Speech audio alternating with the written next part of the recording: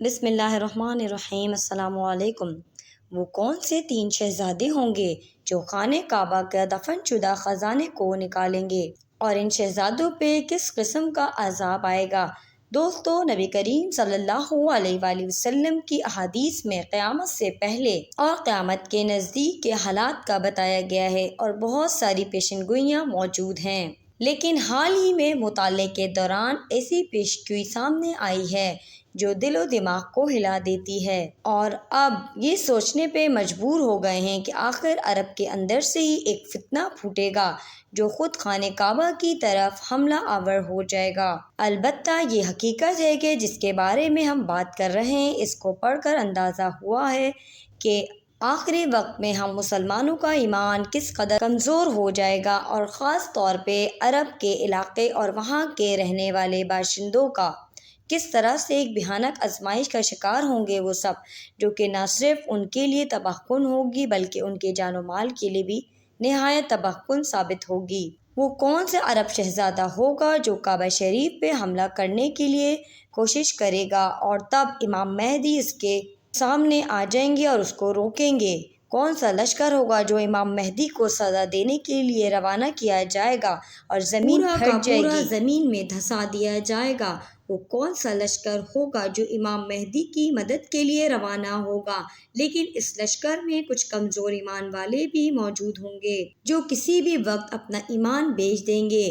تو یہ تمام باتیں آپ کو اس ویڈیو میں ہم بتائیں گے، اور ہماری آپ سے ریکویسٹ ہے کہ آپ اس ویڈیو کو آخر تک دیکھیں اور یہ جانیے کہ کون سا شہزادہ خانہ کعبہ کو نقصان پہنچائے گا۔ پیارے ساتھیوں، عبداللہ بن مسعود رضی اللہ تعالیٰ عنہ سے روایت ہے کہ قیامت نہیں آئے گی یہاں تک کہ جب تک کہ خلیفوں کے بیٹے کے یعنی 3 شہزادوں کے درمیان خانہ کعبہ کے نیچے دفن خزانے کی ملکیت کے بارے میں جھگڑا نہ کریں اور جنگ نہ چھڑ جائے۔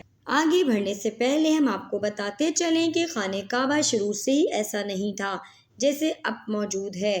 جب حضرت اسماعیل علیہ السلام اور ان کی اماں حضرت ہاجرہ علیہ السلام نے مکہ میں ہجرت کی تو اس وقت وہ ویران تھا، وہاں کچھ بھی نہ تھا۔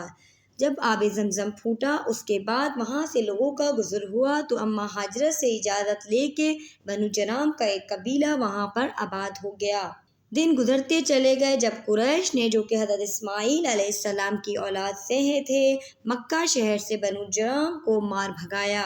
شکست کھانے کے اور بھاگنے سے پہلے، جس میں کعبۃ اللہ کا خزانہ بھی موجود تھا، وہ زمزم کنویں کے پاس اور کعبۃ اللہ کے پاس خفیہ مقام پہ دفن کر دیا کہ اس کا سراغ۔ ان لوگوں کا خیال تھا کہ وقت گزرنے کے ساتھ مکہ پہ دوبارہ ہمارا قبضہ ہو جائے گا، اور جب ہم یہاں دوبارہ آئیں گے تو ہم اس کو نکال لیں گے، لیکن ایسا نہ ہو سکا اور مکہ مستقل طور پہ قریش کے قبضے میں چلا گیا۔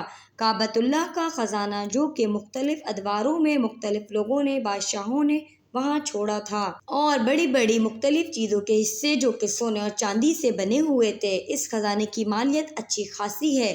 لوگوں نے اگر اپنی مرضی سے خانہ کعبہ کے لیے وقف کر دیا ہے، اور اگر اس نے کسی اور نے نکالنے کی ہمت کری یا اپنے ذاتی استعمال میں لانا چاہا تو وہ درست نہیں ہے، کیونکہ وہ اللہ تعالیٰ کے نام پر وقف ہو چکی ہے وہ چیز، اور نہ ہی اسے کوئی ہاتھ لگا سکتا ہے۔ اس خزانے کی کچھ چیزیں خانہ کعبہ کے فرش میں بھی موجود ہیں، لیکن اس کو بھی چھو نہیں جا سکتا کوئی بھی۔ اس خزانے میں سونا اور سونے سے بنے مختلف ہتھیار، برتن وغیرہ موجود ہیں۔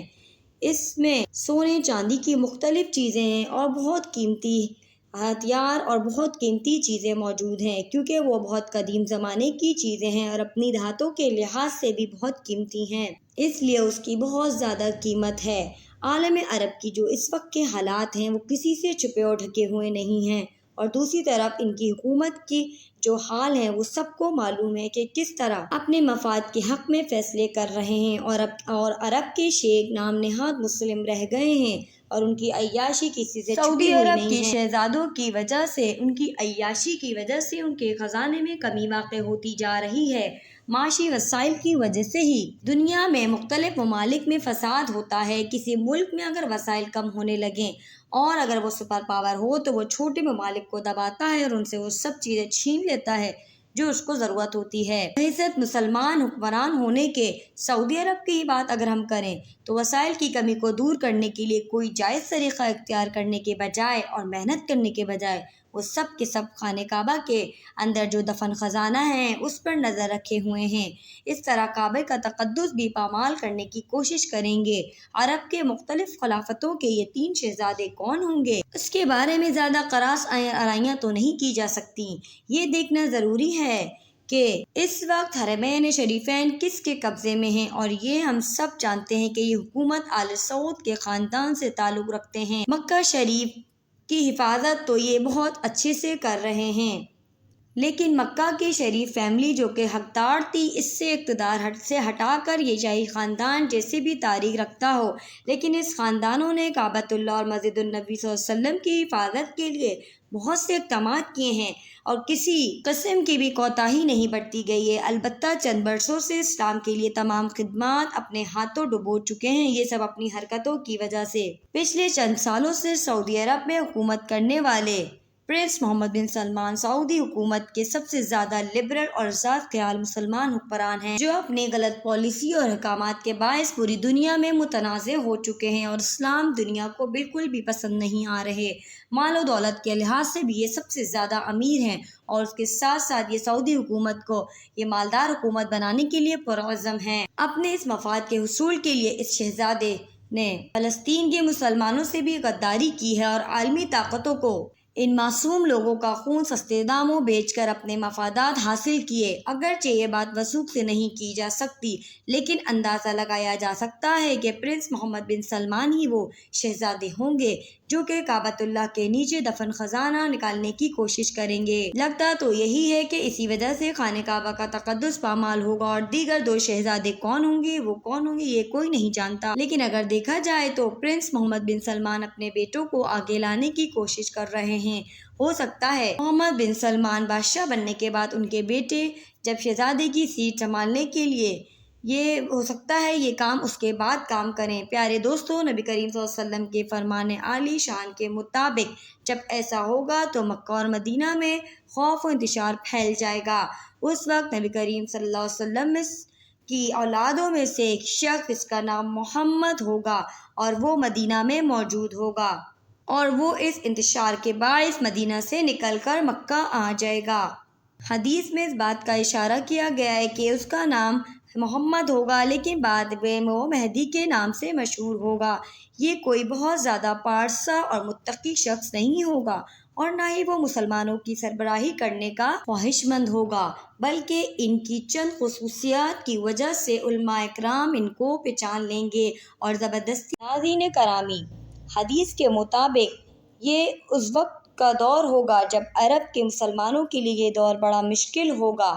ایمان کا سودا کر بیٹھیں گے بہت سے مسلمان۔ حضرت امام مہدی اور ان کے لشکر مسلمانوں کو چن چن کر ماریں گے جنہوں نے اپنا ایمان بیچ دیا ہوگا۔ حدیث کا خیال نہ رکھتے ہوئے خانہ کعبہ کے قیمتی خزانے کو نکالنا چاہیں گے۔ امام مہدی اور حضرت عیسیٰ ان کو ہرگز یہ کام نہ کرنے دیں گے۔ مکمل طور پر یہ حالات تو کچھ نہیں کہہ سکتے، لیکن ہمیشہ محتاط رہنا چاہیے، اور اس طرح کے حالات سے نمٹنے کے لیے ہمیں اللہ اور اس کے رحمت کا سوال کرنا چاہیے۔ ناظرین کرامی، ہمیں امید کرنی چاہیے، اللہ تعالیٰ سے دعا بھی کرنی چاہیے کہ اللہ تعالیٰ ہمیں اس وقت سے محفوظ رکھے۔